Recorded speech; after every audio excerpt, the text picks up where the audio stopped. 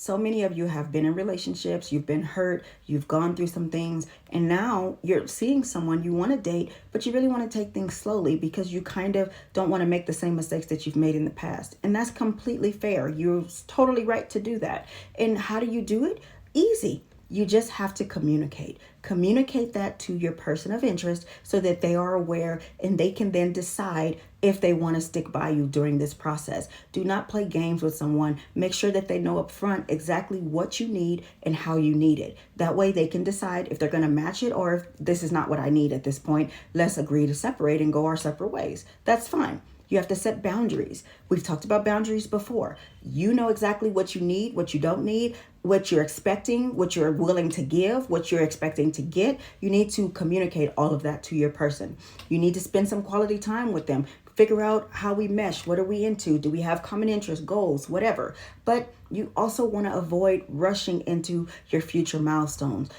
Oh, we gotta claim each other. I need you to claim me. You gotta share me on social media. I gotta move in with you. I gotta do this. I gotta do that. Let's jump into the bed. No. You take your time, especially if you don't want to cloud your judgment. You don't want to jump into the bed right away. You've been there. You've done that. You know what that leads to. It also clouds your judgment. You don't want to move in right away. You don't want to get engaged right away or have babies or whatever that looks like. Don't rush anything. Let things happen naturally when they're supposed to.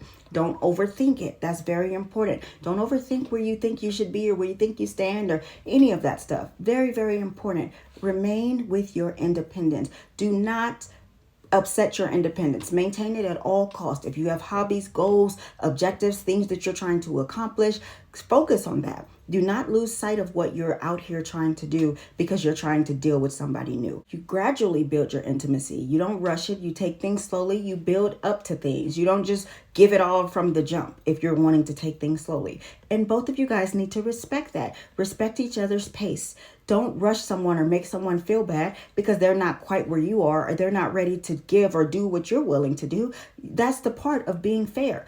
Respect them enough to communicate with them if you're not okay with something, but don't bash them or make them feel bad because they're not ready for the same things that you are.